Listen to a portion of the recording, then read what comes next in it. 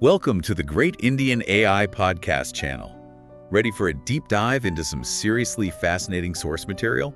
Today we're cracking open the Book of Genesis. Oh, Genesis. Love it. We'll be exploring those epic stories of creation, Of course, creation. Got to start at the beginning, right? the flood, Oh, yeah, the big one. and the covenants that have shaped the very foundation of faith for millions. Big stuff. We're talking foundational narratives here. Exactly. So if you've ever wondered, about the origins of the world, the complexities of human nature, the power of promises, well, this deep dive is for you. Absolutely. And by the end, you'll walk away with a fresh perspective on these ancient narratives. And trust me, some seriously thought-provoking ideas to ponder. I love that. Ponder away. Okay, so let's jump right in. Let's do Genesis. Where do we even begin? Well, I think what makes Genesis so fascinating is that it grapples with those big, huge questions we all ask at some point. The big ones, yeah. Where did we come from? What's our purpose? What does it mean to be human, really? I mean, these stories, they might be ancient, but they offer some really profound insights into the human condition and the relationship between humanity and the divine. I think it's almost like a window, like a window into the collective imagination of countless generations. I like that, a window. Well, let's open that window and look through it. Yeah. And what better place to start than the very beginning, the creation story itself? Right. It's the foundation. Everything else rests on that. Absolutely. Genesis 1:1, it opens with that incredibly powerful statement, just, in the beginning, God created the heavens and the earth. Boom! Just like that. It's a declaration of divine power and the origin of all things. And think about it, the earth at this point, it's this formless void, shrouded in darkness, a picture of chaos and emptiness. It's such a vivid image. That void, Yeah. the darkness, and then boom, the divine act of creation. Light. It's like this sudden burst of energy transforming chaos into order. It's powerful. And that theme, the separation, bringing order out of chaos, it continues throughout the entire creation narrative. Yeah, okay. Each day, you get new elements coming into the world. Light is separated from darkness, the waters above from the waters below, the sky from the sea, and then dry land appears, teeming with plants and trees, then the sun, moon, and stars to govern day and night. It's this incredible progression, a deliberate unfolding of creation. And it's not just random. It's not haphazard. There's a structure to it, a purpose. It unfolds over 6 very distinct days, culminating in the creation of humankind. And you're right, God doesn't just create everything at once. It's like this intentional step-by-step process leading up to this pinnacle of creation, humanity. It's like he's building towards something. Exactly. And then there's this crucial detail that always gets me. God rests on the 7th day. That's huge. That act of resting, it establishes this rhythm, this back and forth of work and rest, and this pattern becomes like foundational, for so many cultures and religions. More than just taking a break. Way more. It's about recognizing the completion of creation. It's sanctifying time itself. If you're enjoying this deep dive into Genesis, and I hope you are, remember to hit that like button and subscribe to the Great Indian AI Podcast channel for more thought-provoking explorations like this one. We're just getting started, and there's so much more to uncover. Now, from this vastness of creation, we're going to zoom in on a very specific place. The Garden of Eden. Ah, the garden. Paradise, where God places the first humans, Adam and Eve. A story filled with beauty, abundance, and of course, temptation. I kid you not. The Garden of Eden, it represents this perfect state of existence. Adam and Eve live in complete harmony with God, with nature, with each other. They have dominion over all the living creatures. They're surrounded by delicious fruit and breathtaking landscapes. It's a picture of perfection. But there's one rule. Don't eat from the tree. The tree of knowledge of good and evil. It's that classic forbidden fruit scenario. But why? Why introduce this element of restriction in a seemingly perfect world? It's all about the symbolism here. Think about it. The tree of knowledge. It could represent that potential for both good and evil. The capacity for choice, for moral awareness.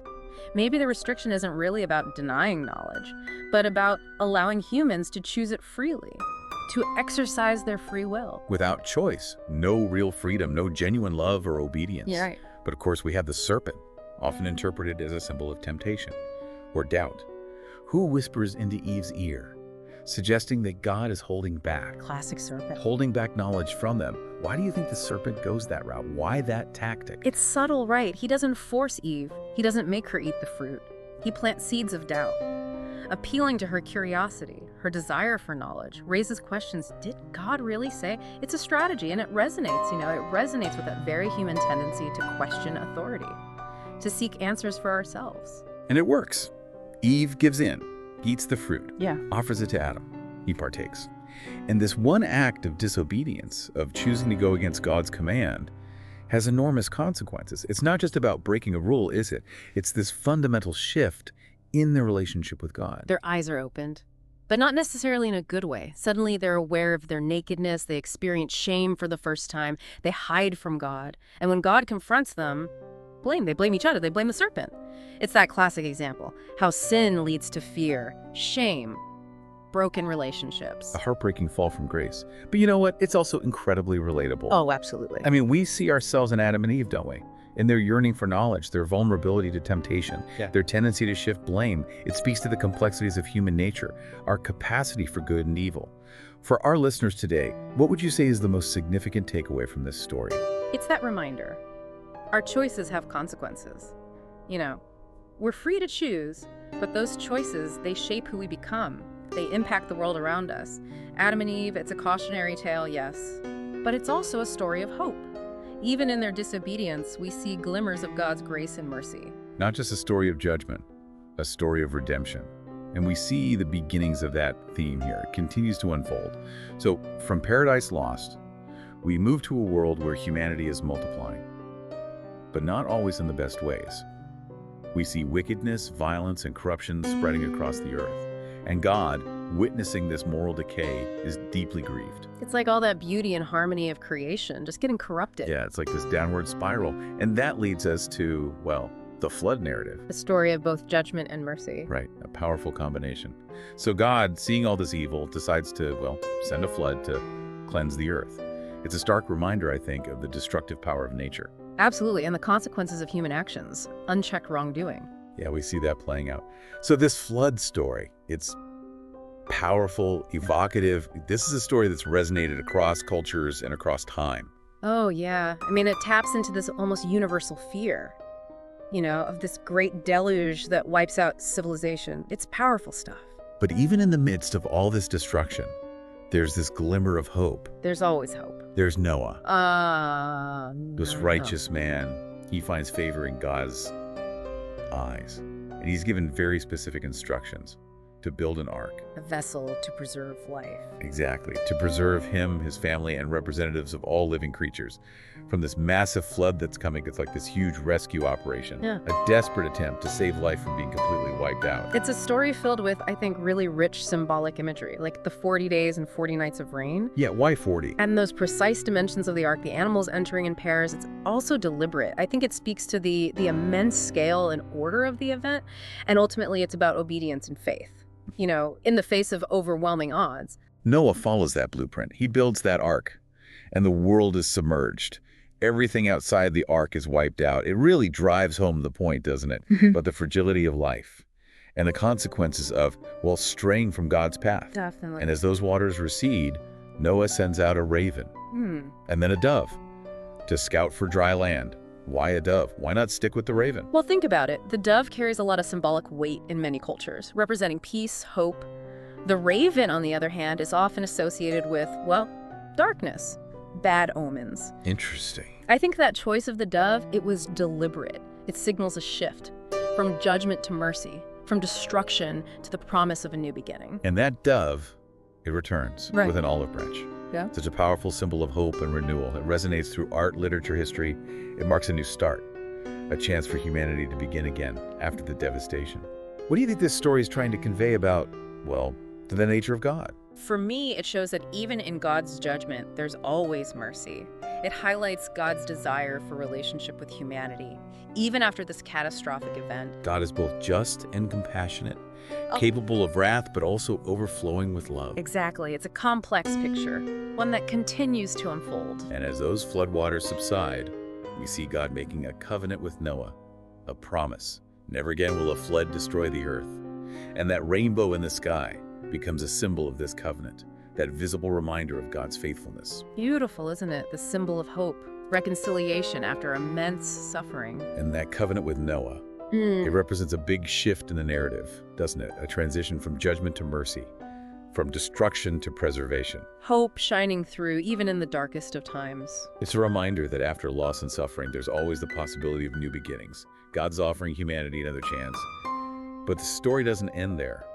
We follow Noah's descendants as they spread across the earth, and they're going to face new challenges, making choices that shape their destinies. So what happens next? Well, we see those familiar patterns of human nature resurfacing. The same old stories? In a way, yes. Take the Tower of Babel. It highlights humanity's ambition, that desire for greatness. But it also serves as a warning about the dangers of pride and self-reliance, striving for power without considering God's will. A reminder about humility. Yeah. Recognizing our limitations. We can't do it on our own. Exactly. We need God's guidance, God's blessing. And it's from these early generations that we eventually meet Abram, who will become known as Abraham, a truly pivotal figure in the Genesis narrative. So God chooses Abraham and his descendants to play this special role in his plan for humanity. That's right. And this choice sets the stage for the emergence of the Israelites and, ultimately the development of Judaism, Christianity, and Islam. Wow. 3 of the world's major religions. So God chooses this one man, Abraham, and his descendants to carry out his plan for the world, that concept of chosenness. What's the significance of that? It's complex. It's been interpreted in many ways. For some, it represents favoritism. For others, it's about responsibility. This idea that God has chosen a specific people to be a blessing to all nations, to be a light to the world. It's not about privilege then, it's about purpose. Being set apart for a specific mission, a mission that will ultimately benefit all of humanity. And Abraham's story, well, it's filled with tests of faith, journeys to unknown lands, and those covenants that really shape the destiny of his descendants and really the entire world. So much to unpack. Welcome back to the Great Indian AI Podcast channel for the final part of our deep dive into Genesis. I know, right? Last time we were talking about, God choosing Abraham and his descendants for the special role in his plan. And it's something that it definitely raises questions, and we're going to unpack it further as we explore this incredible journey of Abraham and his descendants. Yeah, and this whole idea of chosenness, it's been a source of both inspiration and controversy throughout history. But when you really delve deeper into Genesis, you start to see that this chosenness, it's not about, privilege or exclusivity. It's more about responsibility. To live in a way that reflects God's character. To be a blessing. Exactly. Okay, so let's get into Abraham's journey a little bit. So God calls him, right, to leave his homeland, travel to this new land that God is going to show him. Big leap of faith. Huge. And in return, God makes this sweeping promise that Abraham's descendants will be as numerous as the stars in the sky. Wow. They'll have a land of their own, and through them, all the nations of the earth will be blessed. That's huge. It's this foundational covenant that really sets the stage for so much of what follows. This covenant with Abraham is a cornerstone of faith for millions, right? This idea of a chosen people with a specific mission, a mission that extends beyond their own self-interest to encompass the well-being of all humanity. It's a powerful concept that has shaped religious and ethical thought for centuries. You can't deny that. Okay, but the journey, it's not without its challenges. Yeah. Abraham faces famine. Oh, yeah. Conflict. He even deceives the Pharaoh by claiming his wife, Sarah, is his sister to protect himself. Tricky situation. But throughout all of that, he stays faithful to God, faithful to the promise. But faith is really tested. It is, again and again. It's what makes him such a compelling figure. Right. And after many trials, God changes Abram's name to Abraham, meaning father of a multitude, reaffirming his promise of, countless descendants. It's powerful. And Sarai, her name is changed to Sarah.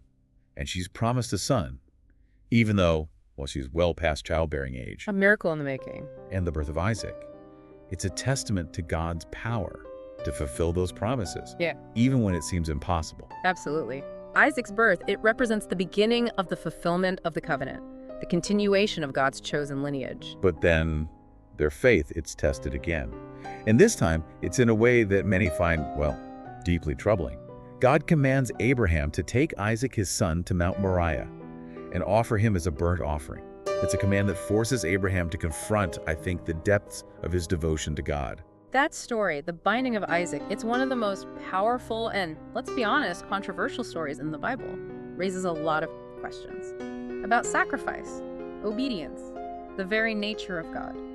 How do we reconcile this command with a loving and merciful God? It's a question people have grappled with for centuries. Right, some interpret it as a test of faith, a demonstration of Abraham's absolute trust. Others see it as this commentary on blind obedience, a warning against unquestioning faith. And it's important to consider, the historical context. Child sacrifice was a common practice in many ancient cultures. Oh, I see. This story could be seen as a rejection of that practice, like God saying, no, I don't want that. So in the story, an angel intervenes. Yeah. At the last moment. Right. Stops Abraham from sacrificing Isaac. Yeah.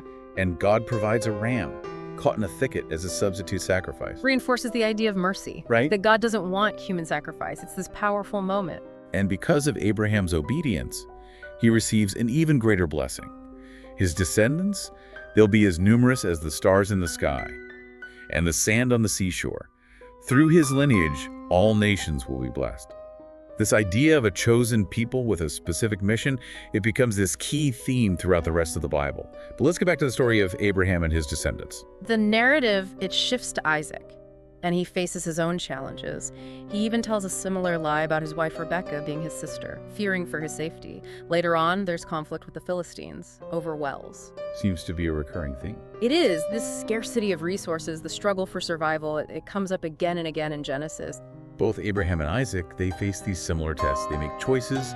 Ultimately, they receive blessings, even with their weaknesses. Right. It highlights this idea that God's covenant, it's not dependent on human perfection. It's about grace. Grace and faithfulness. And then we have Jacob and Esau. Oh, the twins. Isaac's twin sons. This story is full of twists and turns, deception, family drama.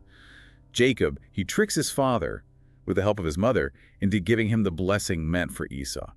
Then he has to flee to his uncle Laban's house to escape Esau's anger. Lots of drama. Family dynamics, ambition, consequences. It's all there. But even with all the drama, we see God's plan unfolding. Yeah, Jacob, despite his actions, is chosen by God to carry on the covenant. He wrestles with God, receives a new name, Israel, and becomes the father of the 12 tribes of Israel. It's like even with our flaws, God can work through us to accomplish his purposes. Absolutely. And Jacob's descendants, they become the progenitors of the Israelite nation. And their story, well, it's full of its own set of challenges and triumphs. Their story will take us all the way to Egypt. Oh, Egypt. Where they'll face oppression, slavery, but also experience God's deliverance through Moses. That's a whole other deep dive. But before we wrap up, what's the most important takeaway from Genesis for our listeners today? I think Genesis offers a lot. Profound insights into the human condition. It explores those themes of creation, our fall, redemption, and this idea of covenant. Big themes. We're reminded that we're created in God's image, capable of incredible things, both good and, let's face it, evil. But we see that God is this God of justice, but also mercy, who wants relationship despite our flaws. It's a story that keeps resonating, even today. It challenges us, makes us think about the big questions of life and faith. And on that note, we've reached the end of our deep dive into Genesis. If you've enjoyed this exploration, we'd love for you to hit that like button and subscribe to the Great Indian AI podcast channel. And, leave a comment. Share your thoughts, what resonated with you. We're always excited to hear from you. We'll be back with more deep dives into fascinating topics, so make sure you stay tuned.